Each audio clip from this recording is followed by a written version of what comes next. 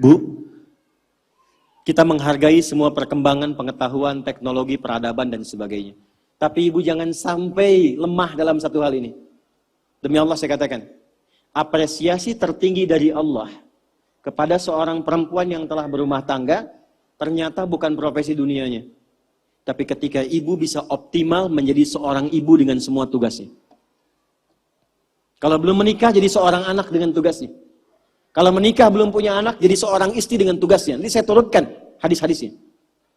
Jadi ibu itu ke surga, maaf ya, kalau nanti masuk dengan izin Allah misalnya, tingkat tertingginya itu bukan karena misalnya aktif mendampingi kegiatan di luar. Bukan karena aktif punya kegiatan banyak dengan teman-teman, bukan. Yang paling utama itu di rumah, anak bagaimana? Sehingga ketika suami pulang, dia membawa satu hasil dari kegiatannya, dalam lelahnya dia menikmati candanya yang telah menyelesaikannya istrinya. Itu Bu, setiap apa yang dikerjakan kalau benar demikian, perhatikan hadisnya di At-Tirmidzi. Idza shallatil mar'atu shalataha wa shamat shamaha wa hafizat farjaha qila laha yaumal qiyamati udkhulil jannata min haitsu syi'ti.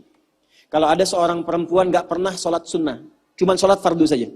Enggak pernah puasa sunnah, puasanya Ramadan saja.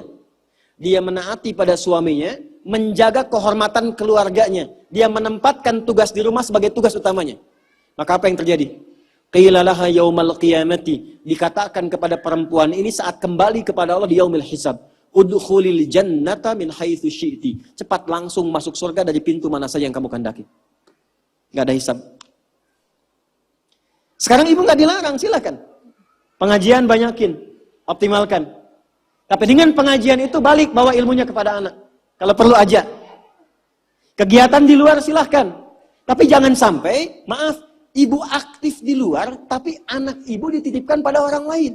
Sehingga dia mendapatkan karakter dari perawatnya, bukan dari ibunya. Jadi wajar kalau dia nggak kenal ibunya. Wajar kalau nggak akrab. Wajar kalau dia mencari jati diri di luar. Karena dia nggak kenal ibunya. Bangga kalau sudah banyak penampilan bisa dirubah. Ibu nggak khawatir kalau anaknya mencari perhatian di luar. Ibu nggak pernah bahkan sempat menyapanya. Cuman ketemu, berangkat, tidur, ketemu lagi. Lalu apa yang mau dicari dari apa yang dikumpulkan itu? Nah, Sayyidah Khadijah itu sebelum Nabi pulang itu sudah khatam. Makanya kita belum pernah dengar kan kisah cerita Fatimah merewelkan Nabi. Pernah nggak? Umi Kulsum merepotkan Nabi? Nggak ada. Dan selalu silent kisahnya. Pulang ke rumah itu selalu kisah di rumah itu tenang. Nggak ada satupun bab problem rumah tangga Nabi dengan anak. Nggak ada. Siapa perannya? Sayyidah Khadijah, karena beliau mengerti optimalnya harus dari beliau. Sehingga ketika suami pulang, nggak ada diskusi beban lagi yang bertambah untuknya. Silahkan punya aktivitas di luar rumah. Tapi ibu akan dimuliakan sebagai seorang ibu, anak dan istri ketika pulang kembali ke akhirat kelak. Itu satu. Dua, saya agak cepat sekali. Yang pertama prioritas keluarga Bu, anak. Untuk ibu ya. Selanjutnya, harta. Mohon maaf sebesar-besarnya. Sayyidah Khadijah, walaupun mendapatkan penghasilan dari aktivitas dagangnya, tidak pernah menjadikan bagian harta beliau hanya untuk dikuasai bagi pribadinya. Dan gak pernah ada perjanjian pranikah misalnya. Ya Muhammad SAW, saya nikah punya harta segini ya. Kalau nanti ada kejadian ini jangan diambil ya, gak pernah. Apapun yang diusahakan, maka dikumpulkan menjadi satu untuk mensupport cita-cita mendapatkan yang tertinggi di hadapan Allah. Ibu apapun yang didapatkan kalau punya penghasilan, pendapatan dan sebagainya, dudukan jadi satu sebagai harta keluarga bersama. Rumuskan untuk anak-anak. Anak pertama mau kemana? Bikin tabungan, bikin persiapan. Anak kedua seperti apa? Anak ketiga bagaimana? Bicara dengan suami. Maka ini diantara ciri yang pernah diajarkan oleh Sayyidah Khadijah. Sekalipun dagangannya cukup banyak, tapi semua yang dihasilkan untuk mensupport kegiatan yang diarahkan pada tujuan yang sama. Surga. Jelas? Oke, yang terakhir. Meluangkan waktu untuk diskusi, bicara, ngobrol yang saling menguatkan, bukan mengungkit kekurangan. Tuh. Nabi Muhammad sibuk gak? Sibuk gak? Banyak tantangan gak? Tapi ketika pulang ke rumah, ngobrolnya itu dengan Sayyidah Khadijah selalu yang baik-baik, yang romantis, yang saling menguatkan. Gak pernah ada satupun kalimat tercatat di dalam lisan Sayyidah Khadijah, kenapa sih begitu sibuk? Datang ke rumah cuma bawa masalah. Kenapa sih gak punya waktu? Kenapa sih banyak kegiatan di luar? Tapi ketika pulang ke rumah, aku selalu mendukungmu. Nabi mengatakan kegiatanku ini, dan ini. Aku akan berangkat ke sini menemui si fulan.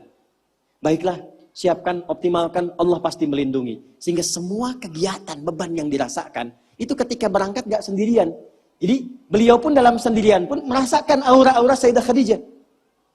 Mau berangkat kerja, merasakan pesan dari istri. Pulang dari situ, ditinggal pun istri merasakan pesan dari suami. Ini yang harus dioptimalkan. Dan ibu, apa yang terjadi?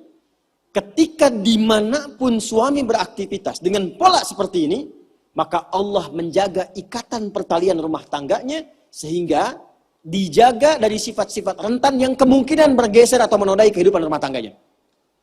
Maaf, ini bahasanya agak halus ya. Jadi kalau ada godaan dari pihak lain itu tidak mudah untuk mendapatinya, karena kalimat istri sudah sampai pada jiwanya. Sepeninggal beliau pun ketika Sayyidah Khadijah meninggal, itu kemimpinya terbawa. Karena kenapa? Dialognya nyambung. Khadijah, Khadijah, Khadijah. Ke bawah. Bisa nggak menciptakan suasana itu? Jadi kalau kita simpulkan, satu, tingkatkan hubungan dengan Allah lewat skema sholat dengan baik. Yang kedua, jadi ibu yang paripurna yang memperhatikan keadaan anak, keluarga dengan sempurna. Sekalipun ada aktivitas di luar, pastikan yang di dalam baik dulu.